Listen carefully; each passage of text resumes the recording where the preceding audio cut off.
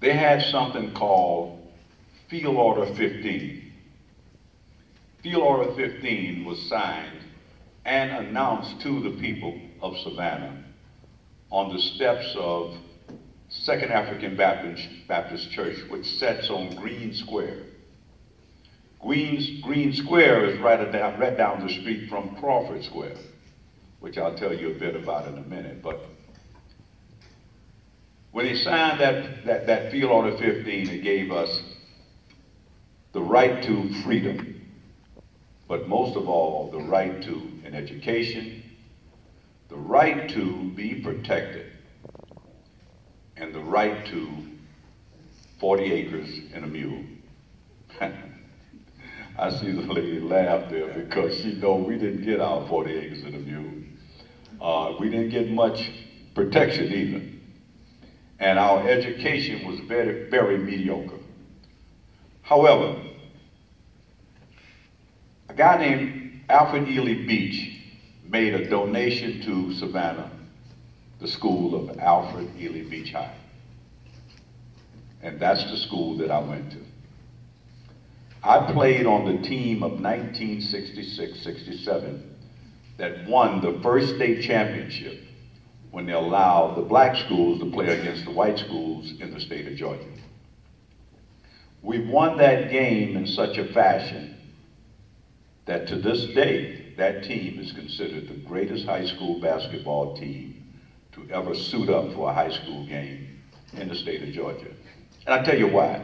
It wasn't so much about what we did as a basketball team, but the people that we represented at that time.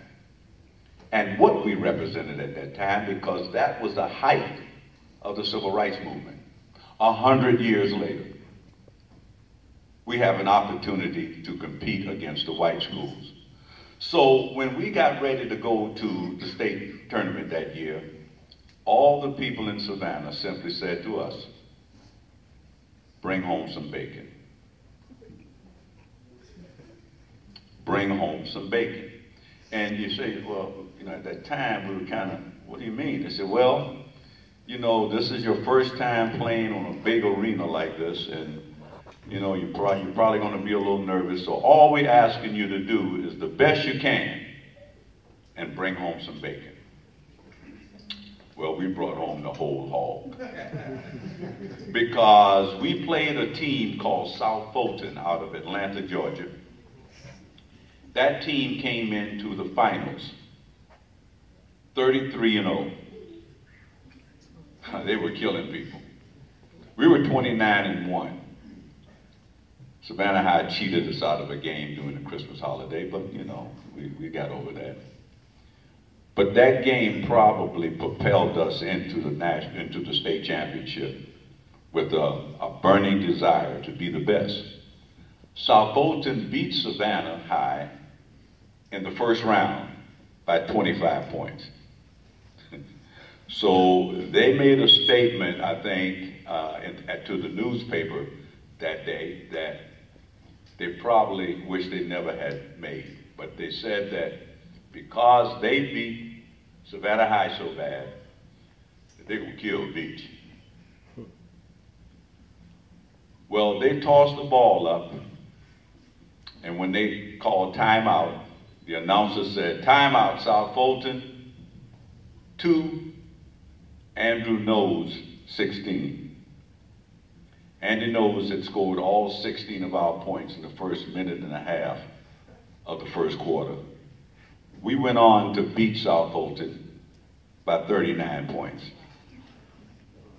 And it wasn't so much, like I said, what we did as a basketball team at that time, but what we did as a people and what we did after basketball. From that team, 5 players played Division I basketball. 3 of them went pro. 1 went to the Harlem Globetrotters, 1 to the Atlanta Hawks, 1 to the New Orleans Jazz, after being drafted by the Phoenix Suns by Cotton Fitzsimmons. Andy Knowles and I played together on that team. and it was a junior, I was a sophomore. I was the sixth man. I wasn't a starter. But my contribution to that team gave me the distinct title as the best sixth man in the state of Georgia. That tournament gave light to the sixth man because I was probably the most important aspect of that team when it came to taking care of the ball. Nobody in the state, nobody in the country could take a basketball from me. To this day, I'm the greatest ball handler in the world. And if you don't believe me, just ask me.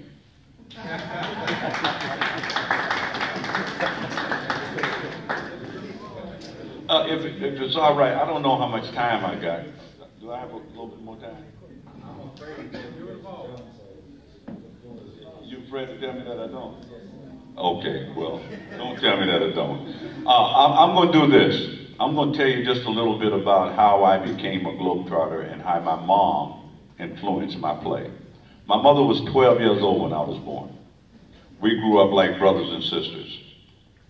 My mom saw me shoot a basket on Crawford Square and told me, boy, you got a lot to learn. So for my 7th birthday, she took me to see the Harlem Globetrotters to the Star Theater. It was a movie entitled Go Man Go. I saw Marcus Haynes dribble a basketball, and it absolutely blew my mind. I left the movie, my mother bought me a little basketball, and she taught me one thing. She said to me, if I wanted to be a good dribbler, to learn to dribble the ball with each finger 100 times every day. And I'm going to show you what came out of that. Is that all right? Yes. Can I show off this a little bit?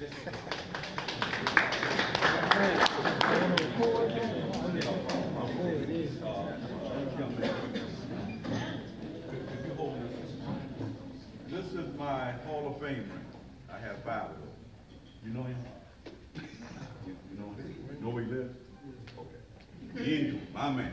Now, this basketball became an extension of my body. My mother told me to keep each finger individually to handle the ball.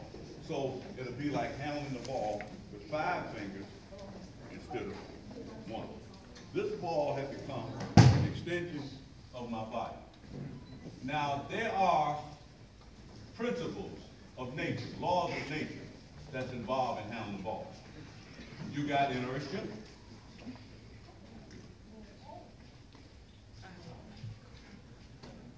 You got friction, inertia, balance, inertia, frontal plane, sagittal plane. This ball is an extension of my body. I always know where it's at on my body. Regardless of where it hits my hand, I always know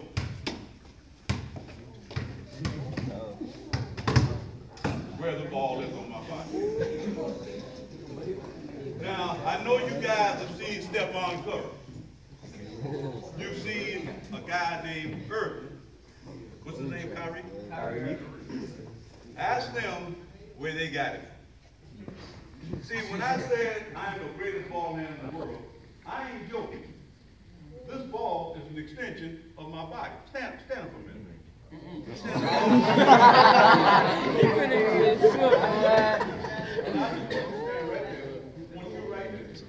Want you right there. What? This is what we're talking about. Moving the ball. Sharing the ball with your teammates. That's the one thing I can do. Get back.